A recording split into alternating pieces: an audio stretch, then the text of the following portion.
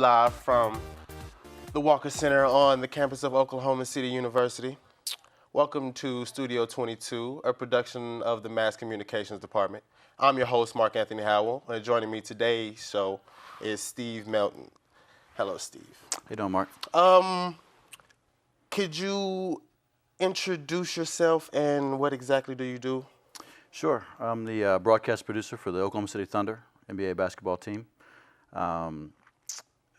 Like you, I was a broadcast major in college, and before working for Oklahoma City Thunder, I spent 16 years working for ESPN. Sweet, sweet. So can you tell me about the process before becoming a producer? Yeah, sure. Like I said, my first job, actually about 8 months after I graduated, after the struggles trying to find a job in TV, I met somebody who knew somebody who knew somebody, which is the way a lot of this industry works. Right. I got a job as a utility on a NASCAR race with ESPN. Got introduced to a few other people a few months later. Interviewed for a production assistant job. Production assistant for a couple of years. Promoted up to associate producer for a couple of years. Cool. And then found my way to producing after that. Cool. So can you tell me exactly what a broadcast producer does? Sure. The easiest way to explain it, the way I explain it to my mom now for about 20 years, because she still doesn't know what I do behind the scenes, is if you ever watch a game and you see the announcers when you put them on camera, they're always wearing headsets. You ever wonder who's talking to them? That's what I do. I don't tell them what to say word for word. I just kind of traffic the whole show. When we're going to commercial break, when we're coming back. While the play-by-play guy is talking, I'm talking to the analyst about what replays we're going to look at, what he might want to tell us straight on, that sort of thing. Right. And then while the analyst is talking over the replays, I'm talking to the play-by-play guy about what promos we need to read next, or what story we're going to talk about next, whether it's a player or a coach, about the Western Conference, about the NBA in general. So I'm basically just kind of trafficking the whole show around, in and out of commercial breaks around live action. Right. So there is a lot of back and forth with, well, not back and forth, but a lot of directing.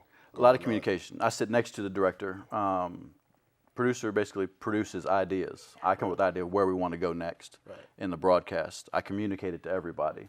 There's probably about 12 different voices in my headset at about once. Right. I mean, all throughout the game, from people running tape and replays to graphics operators to the director sitting next to me to the technical director to the announcers to the stage manager. There's a variety of people, yeah. Yeah, I mean, that's very interesting, but we're going to take a quick commercial break, sure. And we're going to be right back with Studio 22.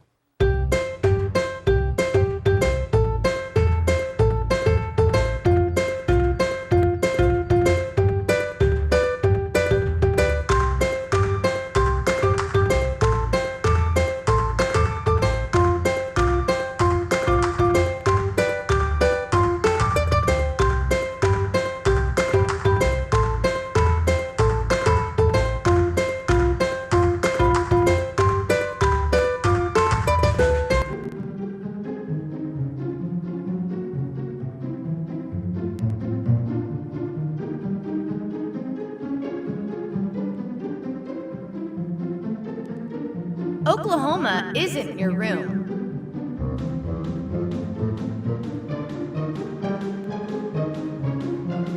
So don't trash it.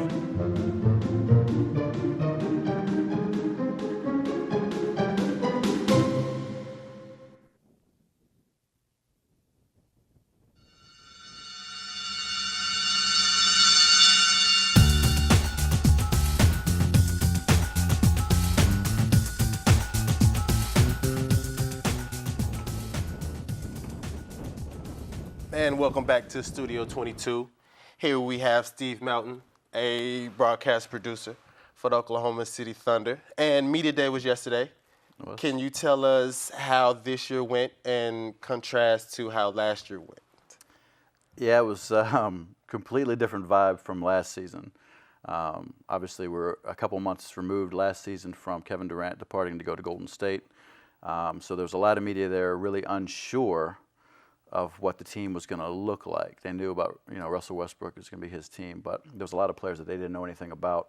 So there was a lot of uncertainty. It wasn't an uneasy feeling. It was just new territory since Durant had played his whole career here. Right. Whereas yesterday, having two other bona fide superstars, top 15 players in the league there, and Paul George and Carmelo Anthony, it was a completely different vibe. A lot more members of the media there this year than last. A lot more national media. Obviously, TNT and ESPN had a presence there.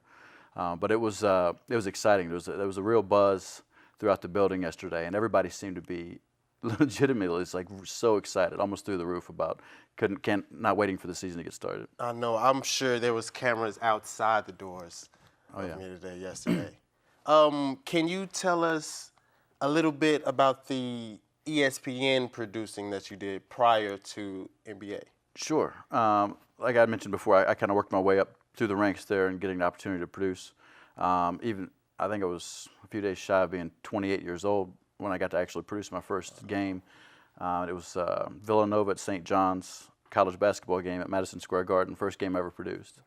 Everything I did at ESPN was college sports. My year was basically 10 months long, starting with college football in the fall, going right into college basketball, and in the spring, after I did the McDonald's All-American game, which was the only high school event that I did every year.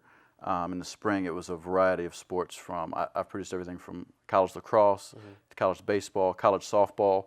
I used to come here to Oklahoma City and work the Women's College World Series every year, which was a great event. So it was all college sports. It's probably about 75 events that I produced a year over about 10 months. And now I do the same amount of NBA games just crammed into about 5.5 months. Oh, man, that is wonderful. That is wonderful. But that's unfortunately all the time we have for today. You join us next time on Studio 22.